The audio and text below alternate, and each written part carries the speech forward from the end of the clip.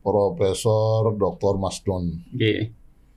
Yang saya lihat itu sangat mumpuni untuk bisa kita tempatkan di tempat itu. Oke. Karena pertimbangannya sangat puas. Satu, dari guru eselon, dia eselon Sudah, 1. eselon 1, udah. Oke. Yang kedua, kemampuan ya, dia guru besar, profesor. Ya, profesor. Dengan seperti itu, sementara Prof. Masnun ini belum ada pernah terkait dengan bidang pemerintahan, birokrasi sebelumnya gitu. Ini gimana menjawabnya ini Bapak nih? Itu kan sederhana, Gus Dur bilang saya aja nggak pernah jadi apa-apa, jadi presiden. Bisa jadi presiden. Oke. Nah, kita di NTB gubernur kita tuan guru. Bisa 10 tahun memimpin. Orang semua ragu tapi ternyata bisa. Berbagi cerita untuk saling inspirasi. YS Podcast. Assalamualaikum warahmatullahi wabarakatuh. Ketemu lagi nih kembali nih bersama Bapak kita ya bersama Dr. Tuan Guru Hazmi Hamzar. Alhamdulillah beliau sudah hadir. Ini masih kita dalam rangka ya memberi insight Bapak, memberi pencerahan, memberi gambaran. Ya betul. Kepada masyarakat kita. Nah, yang to the point aja Bapak nih. Yang sekarang sudah mulai nih. Bahkan tadi di koran juga udah mulai muncul Bapak ini. Ya. Nah, pandangan Bapak ini terkait dengan penjabat gubernur. Nah, kan berseliweran. Ya, salah satu syaratnya yang sudah muncul kan eselon 1. Ya. Nah, kira-kira dari sekian eselon 1 atau gimana sih menurut Bapak dulu seorang yang akan mengganti gubernur kita untuk periode beberapa bulan sebelum pilkada itu Bapak? Ya, terima kasih ya. Assalamualaikum warahmatullahi wabarakatuh. Alhamdulillah, syukur wassalatu wassalamu ala rasulillah wa ba'd. Jadi bicara soal pejabat ini, karena kan bukan waktu yang cukup panjang ya, tapi waktunya selama masa kosong lah. Betul. Masa kosong, kita sebut masa kosong karena gubernur kita akan berakhir kalau saya nggak salah sekitar bulan September kali November yang akan datang 2023. Maka itu praktis kosong ya untuk persiapan pilkada berikutnya ya. Maupun kita pileg ya. Itu kan harus ada yang mengendalikan. Betul. Tidak boleh kosong pemerintahan walaupun hanya 1 hari ya. Karena itu memang kita menginginkan orang yang cool ya. Nah, ini yang cool dulu nih. Cool gitu ya. Tidak ada kelihatan dia apa namanya. Kalau di saudara sini orang bisa sejuk. Diterima. Bisa diterima oleh semua pihak, bisa berkomunikasi dengan semua pihak. Nah untuk itu maka kenapa saya dari awal mengatakan saya melihat rektor UIN ini ya. Ini to the point membidik langsung rektor UIN. Rektor UIN ya itu Profesor Dr. Masnun. Yang saya lihat itu sangat mumpuni untuk bisa kita tempatkan di tempat itu. Karena pertimbangannya sangat puas. Satu, dari guru eselon, dia eselon 1. Eselon 1, udah. Yang kedua, kemampuan ya, dia guru besar, profesor. Profesor. Nggak usah diragukan lagi, oleh profesor itu otaknya banyak itu ya. Iya. Profesor dia masih profesor muda juga ketika dia profesor itu. Jadi bukan satu bidang lagi di kepalanya itu ya, sudah puluhan bidang apa saja kita buat. Istilahnya kalau udah profesor orang cakrawala, berpikirnya luas. Nggak usah sudah ragukan. Cara akademik ini sudah, kalau di kita akademik udah paripurna, kalau profesor paripurna sudah mau sekolah apa lagi gitu ya. Nah, memang itu harapan kita karena komunikasinya dengan Forkopimda misalnya itu cukup bagus dengan Kapolda, dengan Kajati, dengan Danrem, dengan Wanda Tinggi, hampir dengan semua itu ya. Pemangku kepentingan daerah ini dia sangat-sangat baik. Nah, kemudian dengan organisasi kemasyarakatan mana yang tidak bisa berkomunikasi dengan Prof. Masnun? Beliau ketua PW. Beliau itu PW Nahdlatul Ulama. Jadi dia sudah malang melintang dalam persoalan kepemimpinan itu. Nah, itulah sebabnya kita melihat ke atasnya juga dengan presiden, dengan wapres. Wah, itu sudah komunikasinya cukup bagus ya.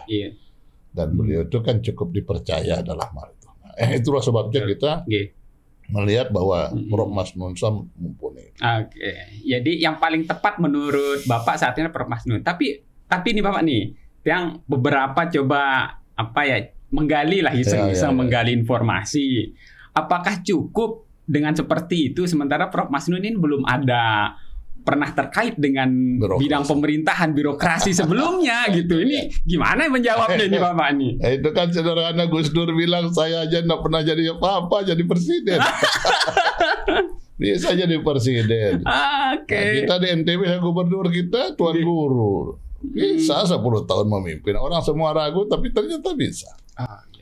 Gubernur-gubernur kita juga begitu. Sekarang gubernur kan nggak pernah jadi camat juga nggak pernah. Bisa jadi gubernur kan? Iya. Oke, masuk akal ini. Ada gini, karena kita tersistem ya, negara kita tersistem. Jadi memimpin daerah itu tidak perlu terlalu khawatir masyarakat karena sekdanya sudah ada. Iya. Asistennya sudah ada, kepala dinasnya sudah ada, kepala badan-badannya sudah ada semua. Secara organ ini sudah semua. Sudah dipegang oleh bidangnya masing-masing. Anda duduk saja duduk manis jadi gubernur. Selesai persoalan. Menarik ini. Jadi sebetulnya pada gubernur itu tidak terlalu sulit kalau menurut saya ya.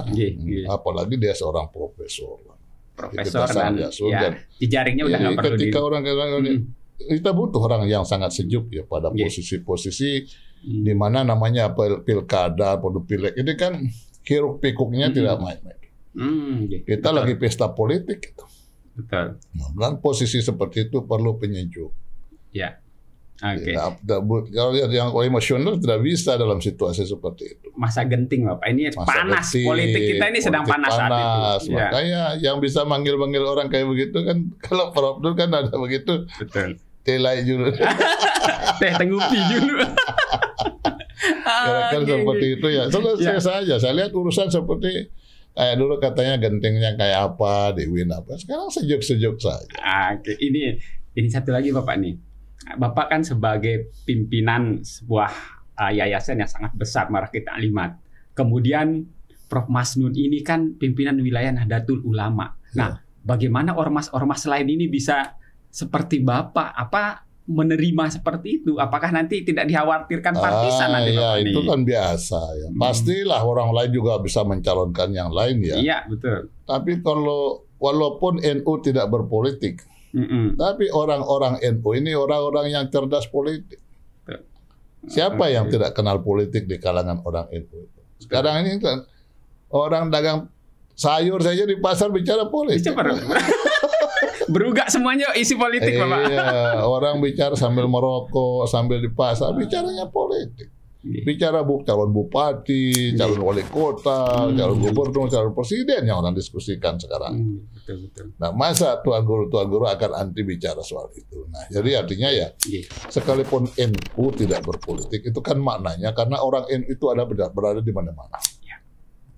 Di seluruh partai politik dia ada. Karena itu tidak pimpinan PBNU itu yang mengarahkan begitu ya. Jangan satu tempat saja karena NU itu ada di mana-mana. Betul. Kalau hanya di satu tempat, ya bagaimana yang lain-lain itu? Kemaslahatannya lebih luas. Nah, kita bicara soal yang lebih luas. Itulah sebabnya. Padahal tidak berarti kita tidak boleh berpolitik. Orang NU tidak boleh berpolitik. Kalau melihat aspirasi ormas kita yang lain, Bapak kira-kira ada nggak? Saya sudah coba telepon semua itu. Sudah ditelusuri rupanya. Sudah banyak telepon saya sudah itu pas itu Tuan Guru sudah kapan kita kumpul ya. Gitu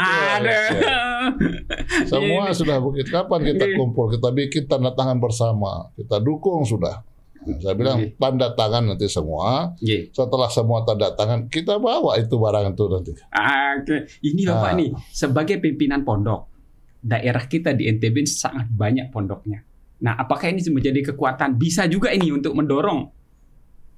Iya harus begitu. Memang kan begini ya. Kalau daerah itu sama sekali tidak ada calon, otomatis pusat akan menurunkan. Oh iya. Nah sekarang kita NTB ingin menunjukkan kita punya SDM untuk itu. Kalau SDM kita ada, untuk apa orang pusat pikirkan yang begitu-begitu ya? Kami punya. Nah, kita punya kok. Pusat itu juga orang hebat-hebat. Pak Tito itu kan profesor ya.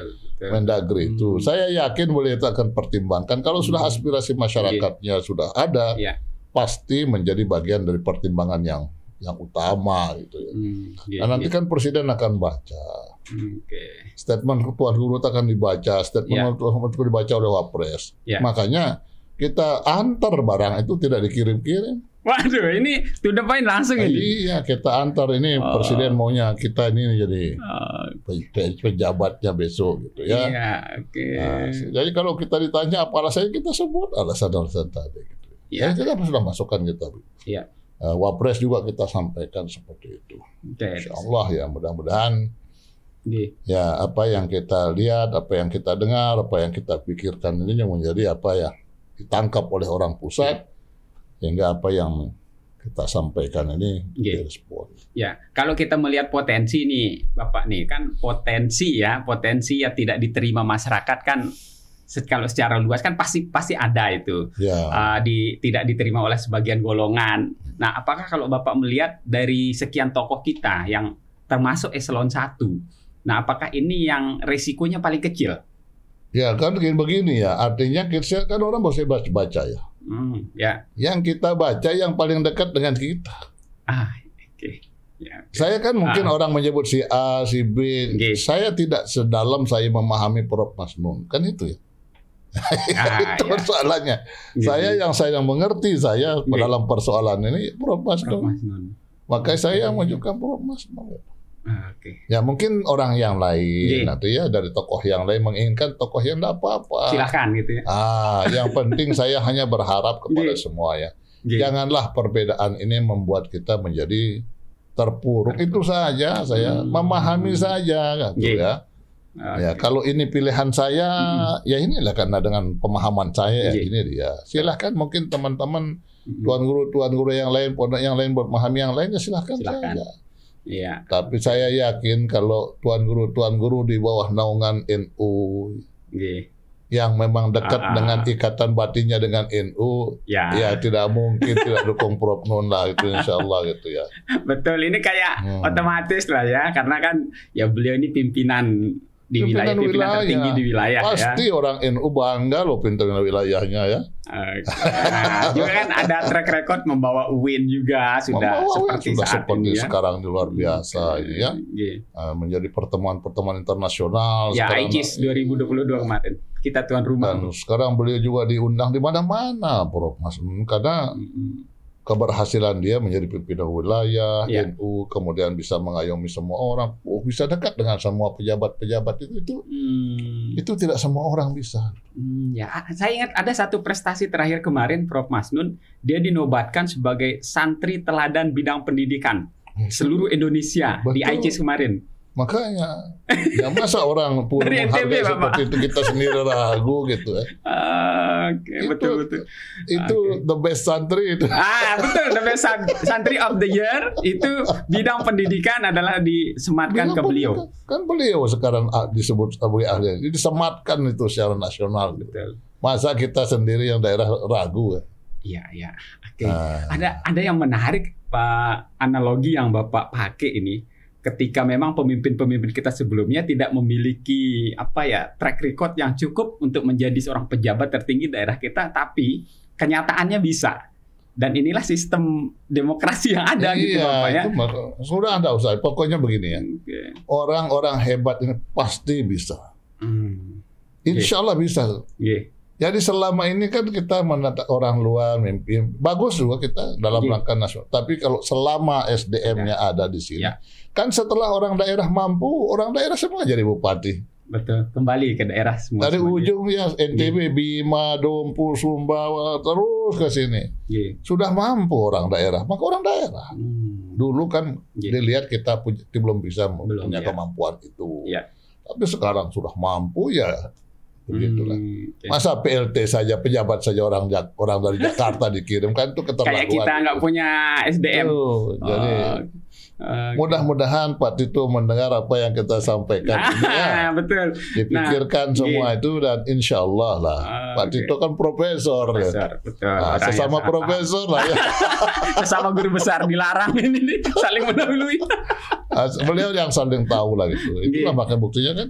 Ya. Nah, kalau dia sudah profesor disuruh jadi Mendagri bisa, jadi Kapolri bisa, jadi kan itu contoh-contoh yang sangat nyata. Ya, betul. Nah, kalau Bapak sebagai anggota Dewan Provinsi, kan juga tidak luput dari hiruk-pikuk politik yang ada di DPR ini. Bapak membacanya seperti apa saat ini? Ya makanya itu, ini kan nanti aspirasi nah, bagaimanapun nanti nama-nama ini kan dikirim oleh DPR. DPR memutuskan juga kan, mengusulkan 3 nama itu. Di situ ketua DPR tanda tangan diputuskan, kemudian di sini namanya juga gubernur ya ada di situ.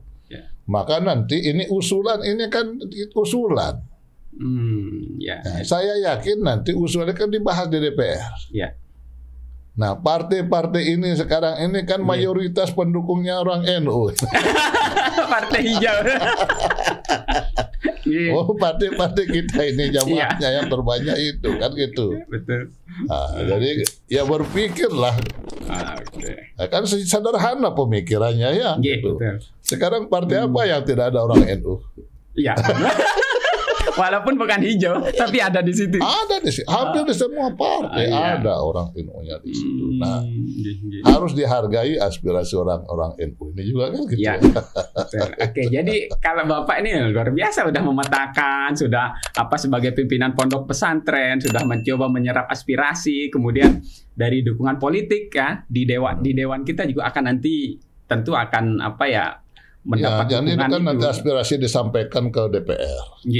Aspirasi ini disampaikan kepada semua partai. Aspirasi akan disampaikan kepada semua fraksi. Aspirasi akan disampaikan ke semua anggota DPR.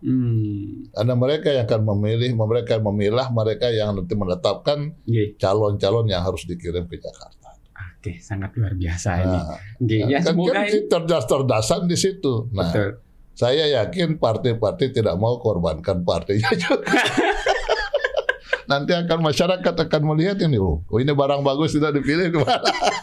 Seperti perbincangan kita sebelumnya, Bapak, memang sangat kalau kita berbicara kondisi ideal sebuah sistem demokrasi, ya ini juga menjadi miniaturnya. Ketika ada barang ini tokoh yang bagus yang menurut kita ini yang paling pas, nah itu tidak didukung kan. Masyarakat jadi mikir, gitu. Mudah-mudahan lah gitu supaya pemahaman masyarakat sama dengan pemahaman wakilnya yang di DPR. Betul. Insya Allah itu Pak. Akan linear dia. Ada satu hal yang selalu saya sampaikan kemarin tuh, Bang. Cobalah pemerintah daerah ini bikinkan kita survei. Iya, betul. Survei untuk calon gubernur. Nanti aja survei untuk calon bupati. Biayai dari APBD survei ini. Agar independen. Undang semuanya nih supaya nanti hasilnya independen. Ini loh hasil yang betul-betul hasil survei. Survei ini hasilnya. Saya yakin itu kalau survei yang jujur bedanya tidak mungkin terlalu jomplang begitu ya. Karena kan ilmunya sama. Margin of error sedikit beda-beda dikit lah. Margin errornya itu juga tidak jauh beda kok. Sedikit saja paling di situ. Maka itu saya bilang kalau kita sudah bisa mengundang lembaga-lembaga survei yang bagus. Biayai saja dari APBD kita. Oke, jadi dia secara bebas tidak akan berpihak karena nanti pemerintah sajikan ini loh surveinya. Ya silahkan dipilih masyarakat nanti mau memunculkan calon, mari survei dia lagi kita lihat. Yang nomor 2 surveinya silahkan bekerja keras. Kalau menurut saya survei itu separuh sudah dari pemilihan sudah tampak di situ. The big picture-nya itu sudah dapat itu. Itu betul-betul itu kelompok yang sangat-sangat gampang untuk ini hasil pemilu. Kan orang Amerika bilang itu Indonesia lebihnya di situ. Belum pemilihan sudah tahu. Siapa presidennya? Karena survei itu. Betul. Bukan karena kita tuli ol-olonda, tapi memang karena surveinya begitu dan memang margin error selama ini kan. Betul. Selama dilakukan oleh kaidah-kaidahnya. Asal kaidah-kaidah survei, bukan terfokus pada calon yang Istilahnya tanda kutip yang menyewa kita, enggak lah. Betul. Ya. Jadi lembaga itu tidak terbeban, Pak. Ya, jadi dia bisa ya ini apa adanya gitu. Betul. Ya, kembalikan ke partai siapa yang didukung. Mungkin yang rendah ya silakan bekerja keras untuk menaikkan itu. Ya, yang penting sudah ada hasilnya. Iya, betul. Nah, mungkin ada yang lemah, tidak perlu mundur. Paling tidak bagaimana mendongkrak. Ya. Betul. Oke, sangat luar biasa ini Bapak. Nanti saya juga nih secara pribadi akan kirimkan ke Prof. Masnun ini perbicaraan kita. Betul. Nanti akan beliau dengar. Ya ini aspirasi juga dari itu. Nah Bapak, mungkin secara closing statement nih, nah bisa menghadap ke kemarin ini harapannya kepada masyarakat untuk ya menjaga kondusivitas juga menjelang 2024 maupun ketika penentuan PJ Gubernur. Ya, ini kan persoalannya masih lama ya. Masih ada 1 tahun dari sekarang. Ya, karena itu ya. Kenapa kita sekarang ini mendahului untuk menyampaikan aspirasi supaya orang di pusat itu cepat memahami bahwa SDM itu ada di daerah sehingga jangan berpikir bagaimana mereka mendrop SDM dari pusat hanya untuk sebuah pejabat gubernur ya. Nah, biarlah kita berharap pemerintah pusat itu mengerti. Bahwa orang daerah insya Allah mampu dia. Toh juga gubernur-gubernur orang daerah mampu dia. Betul. Apalagi hanya sekedar untuk penjabat sementara hanya 1 tahun ya. Dan kita yakin ya kami mohon sekaligus juga kepada pemerintah pusat untuk bisa memahami hati nurani kita yang ada di daerah itu. Itu ya. Dan masyarakat sudahlah, tidak usah terlalu tegang ya apa yang saya sampaikan ini itu hanya sebuah aspirasi. Ya, betul. Ya, jadi jangan langsung distempel begitu enggak lah. Jangan terjauh-jauh. Ini sebagian dari aspirasi anak bangsa yang menginginkan putra daerahnya ini yang sudah mumpuni dan punya kemampuan. Kenapa tidak untuk kita usulkan menjadi pejabat gubernur? Oke, inilah usul dari anak bangsa ini kata Bapak ya, kata Tuan Guru ini sangat luar biasa.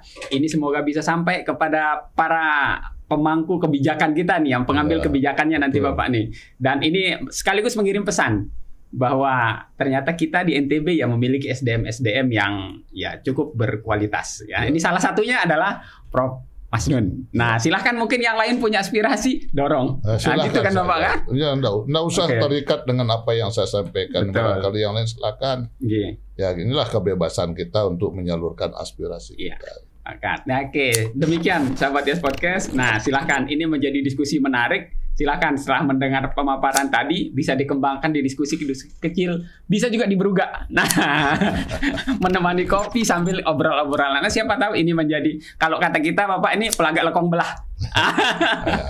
Ya, berbincang-bincang siapa tahu nanti menjadi harapan masyarakat kita ini menjadi kenyataan. Oke, demikian yang bisa saya sampaikan. Terima kasih Pak Tuan Guru sudah hadir memberi pencerahan yang sangat luar biasa. Semoga siapapun nanti yang akan ditentukan, ya ini sebatas aspirasi Tuan Guru, dan siapapun yang ditentukan tentu kita akan hormati. Ya, itu adalah hasil keputusan yang diambil oleh pemerintah pusat. Demikian sahabat Yes Podcast yang bisa kami bahas. Ketemu lagi di konten-konten berikutnya. Assalamualaikum warahmatullahi wabarakatuh. Waalaikumsalam warahmatullahi wabarakatuh. Berbagi cerita untuk saling inspirasi. Yes Podcast.